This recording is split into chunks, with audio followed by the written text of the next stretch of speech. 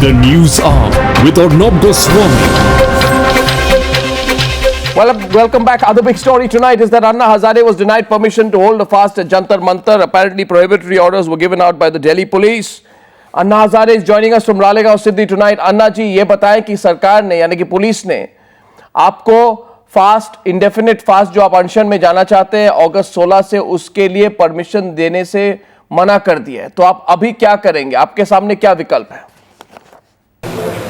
इसके लिए हमारे पास दो पर्याय है जी। अनशन करना संविधान के मुताबिक हर व्यक्ति का अधिकार है। संविधान ने उसको अधिकार दिए हैं।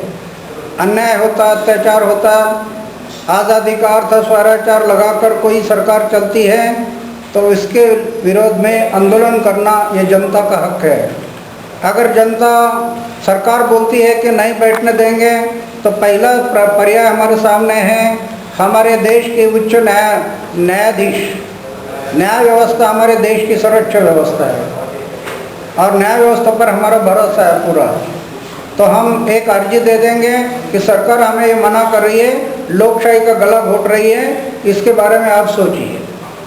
और दूसरा है कि अगर जंतर मंतर पर वो करने नहीं दिया तो हम दूसरी जगह कौन सी अच्छी है, कहाँ पर हम बैठ सकते हैं, आने वाले लोग वहाँ पर कहाँ बैठ सकते हैं कि आने वाले लोग बहुत बड़े पैमाने पर होंगे, उसकी सुविधा भी होनी चाहिए। अभी परसों मैं दिल्ली जाऊँगा तब इन जगह को मैं देखूँगा।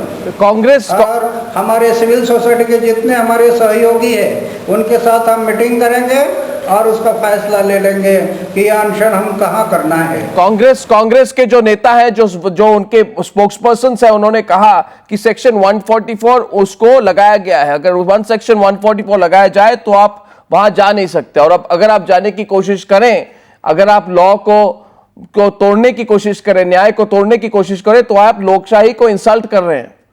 अन्ना जी, नहीं, अगर अपमान होने वाला तो हम नहीं जाएंगे, लेकिन हमारे पास तो अभी कायदे तज्ञ है ना, हमारे प्रशांत भूषण है, शांति भूषण जी है, हेगड़े साहब है, ये सब का कानून के मुताबिक देखेंगे और उसके बाद करेंगे। हम ऐसे हवा में नहीं, कानून के जरिए जहां पर हमें सुटेबल है वो बात हम करेंगे। नहीं, मुझे आपको सुन के लगता है कि इस बार आप एक और ही बड़े एक तरह से एक एजिटेशन की तरफ जा रहे हैं। तो कल आपने कहा कि 70,000 युवक महाराष्ट्र से आने वाले हैं, तो क्या अरेंजमेंट्स हैं?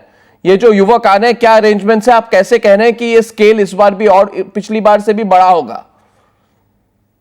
कुछ नहीं, वो आएंगे, अपने खर्चे से आएंगे, अपने खर्चे से रहेंगे। हम कुछ नहीं कर सकते क्योंकि हमारे पास भी पैसा नहीं है, हम तो फकीर आदमी हैं, कहीं बैंक बैलेंस नहीं है, तो हम तो उनका खर्चा नहीं कर सकते हैं। लेकिन लोगों में जोश है, ये लोगों के जीवन के साथ जुड़ा हुआ प्रश्न है करप्शन। लोग बाज आ गए, अभी उनको जीना मुश्किल हो रहा, इसके कारण वो अपने खर्चे से आएंगे और वहाँ पर जहाँ जगह मिलती है वहाँ वो रहेंगे।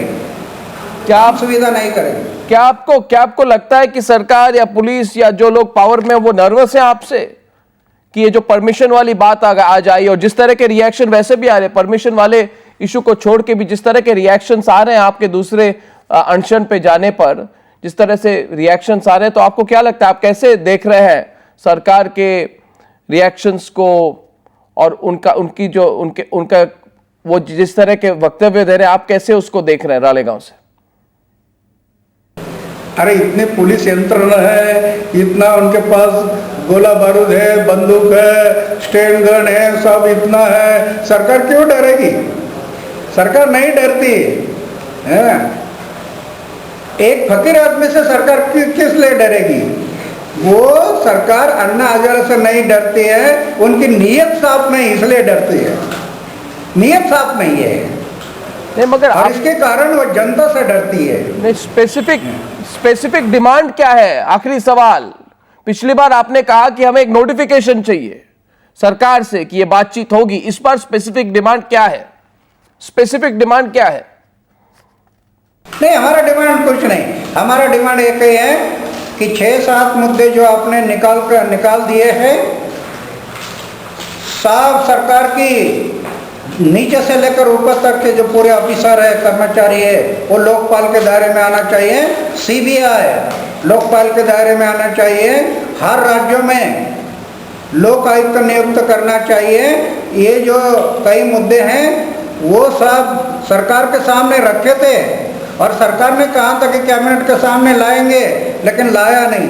तो इन मुद्दों को लेकर हमारा अनशन है कि सरकार जो कमजोर ड्राफ्ट बनाया है वो ऐसा कमजोर ड्राफ्ट संसद में मत लेकर जाओ, उसमें ये सब मुद्दे ऐड करो और सही ड्राफ्ट लेकर जाओ क्या संसद में, और फिर चर्चा होने दो। जो संसद बात करेगी, संसद जो निश्चित करेगी, ऊपर उनके ऊपर हमारा विश्वास होगा।